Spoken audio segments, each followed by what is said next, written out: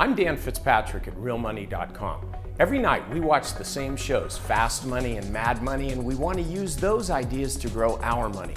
Well, good trading takes more than just writing down the tickers you see on TV every night and punching the buy button the next morning. I can help you know when to buy these 3 stocks I saw on TV. Today let's look at IBM, Kinder Morgan, and Green Mountain Coffee. Now, yesterday after the bell, IBM announced earnings, and guess what? Market didn't like them. Stock traded down. I think about $1.80, might have been a little bit lower than that even. But look, here's the thing. This stock has been on a heck of a run. Here was a nice consolidation for about a year. Then the stock rallied. So the bottom line is this: like from about $1.25 up to $1.85. That's a pretty big run for a blue chip stock like IBM. But it did hit a new high just last week. So what are we going to do? Okay. Guy Adami on Fast Money last night noted that he said, look, every time IBM sold off in the past on a post-earnings pullback, it's been a buying opportunity. So let's go with that. Here's really your technical analysis here. There's your support. There's one level of resistance or support right there. There's another one right there. I would say this, frankly, as long as IBM stays, like within this box, above the 200-day moving average, the better off you are. But here's the other thing. If it falls down and down and down, don't be afraid.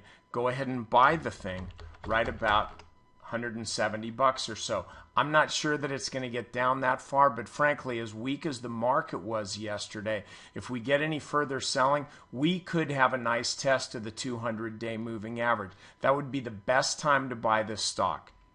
Because look, I just want you to remember this: an uptrend remains in an uptrend all the way up until the time that it's no longer trending higher. IBM is still trending higher. It's just up at the top of the range.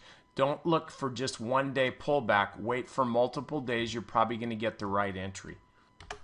So Kinder Morgan announces over the weekend that they're going to buy El Paso Energy. What happens to the stock? The stock just screams yesterday, closed up almost over 5% or so. That's really a little bit strange when you think about it, because typically the acquiring company will fall back just simply as a function of, hey, they're paying cash for this thing. But here, that didn't happen. At the same time, you can see right about where El Paso Energy is going to be bought, right about there. So enough about that. What I really care more about is Kinder Morgan. The thing's still in consolidation. Here on the weekly chart, it's up against the upper Bollinger Band.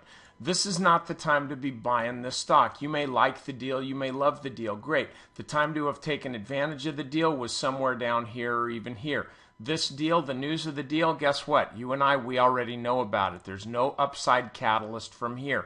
Also, look, the rest of you check out the stocks. The other energy stocks didn't really participate here. So this is really a stock specific move. I think if you're long Kinder Morgan, hate to tell you, hate to burst that bubble, I would sell this thing and wait for a pullback before re-entering.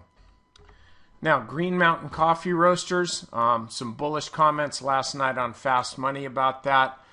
Here's the daily chart. You know what? I almost don't have to say anything. Let's just pause for a moment of silence here as we look at this top. There you go. Look, 50-day moving average. Red line. Now is rolled over. Stock fell below it, rallied up back to it, couldn't make it above it. Instead, it's rolling over again. If you're still long this stock, you must really, really need a tax write-off. This stock, look, the top is pretty much put in. I could be wrong, but that's my analysis. I've seen this kind of move plenty of times before. Look where this stock was a couple years ago. It was below $10, rallied up to over $100. Don't you think it's ripe for a pullback, and more than just a pullback? I think it's ripe for a much bigger retracement of this entire move. So if you're long, you're wrong. If you haven't done it already, go do it now. Get over to Real Money Pro and subscribe, okay? It's a new service. It's an awesome service. Lots of good trading ideas. Some of the best are in my articles. FitzBits, 5 charts in each article, 4 articles a week. What's that amount to? You do the math. It's about 80 charts a month. You've got to be able to find a good trade in there somewhere. So get over there and check that out. Also, go over to my website, that's stockmarketmentor.com. Sign up for my email list. It's totally free, and I will send you 1 video a day with a charting idea that's designed to do 2 things. First of all, teach you how to fish for yourself. Second of all, maybe toss a fish on your hook every once in a while. Okay, I'm Dan Fitzpatrick, and I'll see you next time.